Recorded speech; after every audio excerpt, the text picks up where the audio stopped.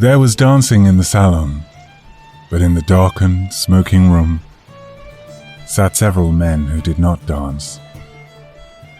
The younger ones had white flowers in their buttonholes. The older ones had decorations. In the corner of a sofa sat a man a little apart from the others.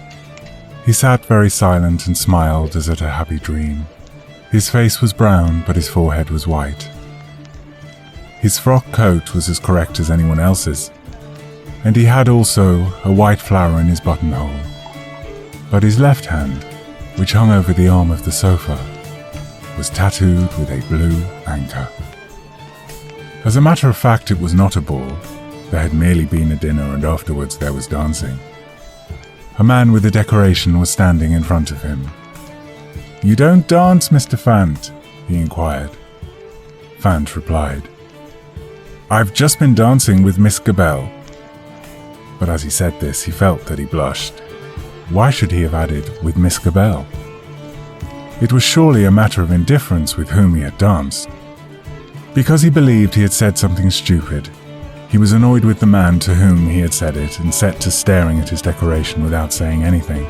Since this was a bogus foreign decoration of the worst sort, the man grew embarrassed, coughed dryly, and passed on.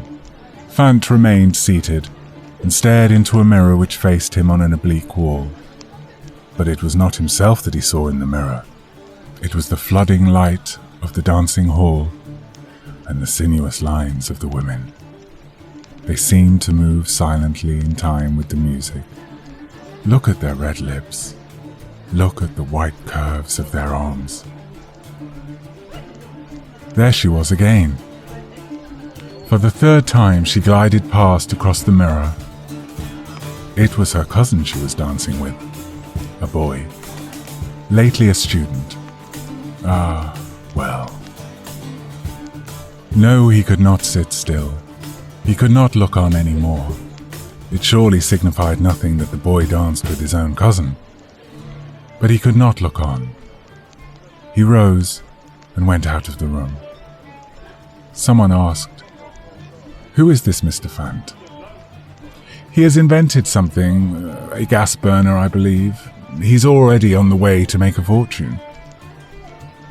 "But did you see," said the man with the foreign order, "did you see that he has a blue anchor tattooed on one hand?" They suddenly burst into guffaws. He sauntered back and forth through the rooms. He went out into the corridor. A couple of knights of Wasser were sitting on the wood box talking about business while they gesticulated with two big cigars on which they had left the labels. They grew silent as he passed. He came into a greenish room that was half dark. From the roof on a narrow cord hung a single electric light, its glow shaded by blue and green fringes. On the dressing table, with a marble top, an old Chinese mandarin of porcelain sat sleeping on his cross legs. How strangely far off the music sounded, as if from underneath. He set the mandarin's head in motion with a little punch of his little finger. Two mirrors repeated in unending succession the pale and lethargic nods of the yellow head. Now it was quiet. The music. All at once she stood there, in the middle of the room. He had not heard her enter. She held out both hands to him. He took them and drew her to him for a kiss, but she freed herself almost immediately. "Somebody's coming," she said. They listened. Voices approached and moved away again. When all was quiet around them, he pressed her to him in a long kiss, and he thought while she kissed him, "This is life.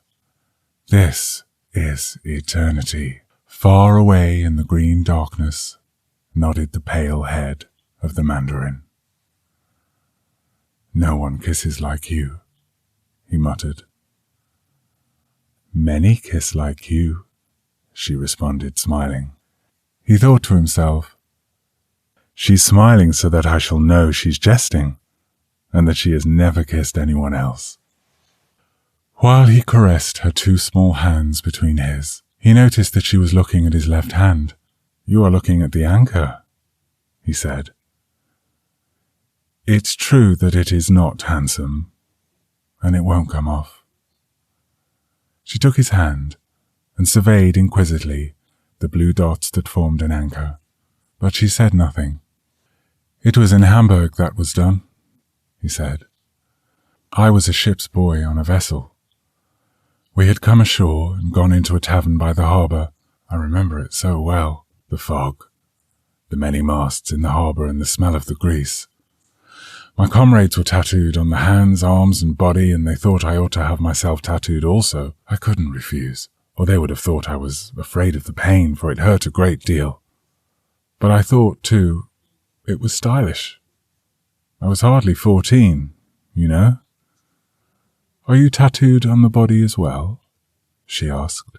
Smilingly and somewhat unwillingly, he answered, "Yes, I have on the breast a ship and a bird, which is supposed to be an eagle, though it's more like a rooster." She looked long into his eyes, then slowly raised his hand to her lips and kissed the blue anchor. Years passed, and one day Richard Fant said to his wife as they were dressing to go out to dinner, "Do you know, I think the blue anchor is beginning to fade. Perhaps it's on the way to vanish entirely." "Oh, it's not as bad as that," she answered. In reality, her thoughts were in another direction. She was thinking of her cousin, Tom Gabelle, who was an attaché at the embassy in Madrid. He had now been home for 2 months on a visit and had promised to come and fetch them, so as to go together to the dinner. "Hurry up," she said, "so that Tom won't have to wait for you." "I'm all ready," he replied. He had sat down in a corner in the shadow, fully dressed. She turned and scanned his attire. "You've forgotten your decoration," she remarked. "I don't want my decoration," he responded.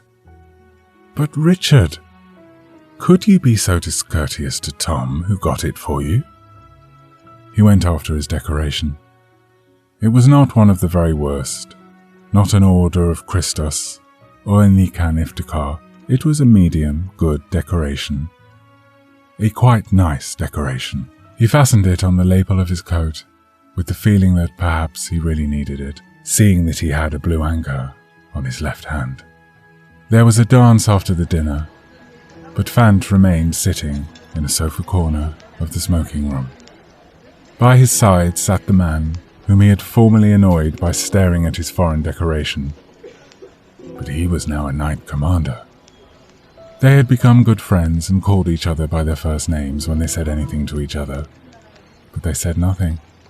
They merely sat, each in his corner of the sofa, and smoked big cigars with labels, and understood each other perfectly. The doctors had forbidden Fant to smoke strong cigars, because he had a bad heart, but he had just lighted the 3rd since dinner. In the mirror on the middle of the opposite wall, he saw the revolving of the dancers and the flood of light from the hall. He had often wondered how it was that they seemed to dance as though on felt or soft greensward, soundlessly. He understood now that it came from seeing them in the mirror. Because the picture struck him from another quarter than the clatter and the music, he did not connect them, and over the flooring, reflected in the mirror, the dance appeared to go without noise. Look at the girls' white dresses. Behold their panting bosoms. He recollected that he had once seen her, who was now his wife, float past, as they did, in a girl's plain white ball dress. She was differently clad now. See, there she was, sure enough, with him, her cousin. She remained standing a moment in the doorway, erect, slender, and delicate as always. She seemed as if quite naked under the stiff, variegated silk in which she had wrapped her body. and which was only held together by clasps at the shoulders and waist. They bent their heads together and whispered. No, he must move about a bit. Stretch his legs a little. It is not good to sit too long after a big dinner and smoke 3 black cigars. He lighted the 4th and began to saunter back and forward through the room. He went out into the corridor. 3 young men with white flowers in their buttonholes sat on the wood box with cigarettes in holders and talked about women. But they became silent as he went past. He opened the door to the little green cabinet and went in. It was empty. He set the mandarin's yellow head in motion with a push of his knuckle and passed on to the window. The window pane breathed frost and wintry chill. He blew on it till there was a peephole between the ice flowers, put his eye to the glass and looked out. The sky was dark and glittering with stars.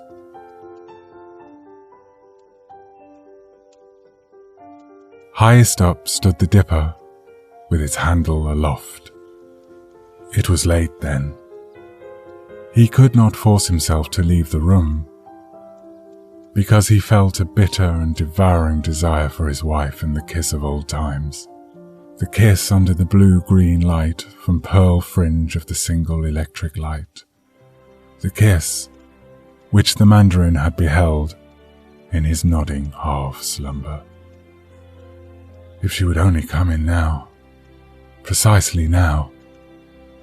No one could kiss as she did, no one. He had kissed other women since she no longer loved him, but he had forgotten them all. He would not recognize them if he met them on the street. If she would only come. Yes, even if she but came to meet the other, even then, he would take her forced and treacherous kiss as a boon. Even then, he listened. Whispering voices were audible outside the door, but they grew silent all at once and remained so. He had a strange sensation in his heart. He felt that in a couple of seconds he would lie stretched on the carpet unconscious, but he held himself upright. And suddenly, he heard from the entry where the young men were smoking their cigarettes, in a very clear voice which said, "One can't expect her to be in love with someone who has a blue anchor tattooed on his hand."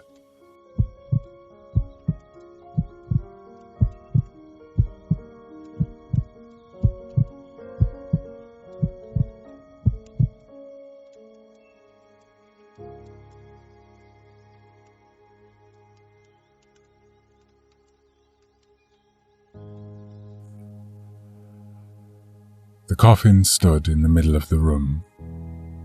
The black-clad woman walked back and forth, back and forth. No, he's not coming. When he finally did come, he said, "Pardon me, beloved. I was delayed by someone who came to call." She nodded stiffly. She did not believe him, because he had not kissed her.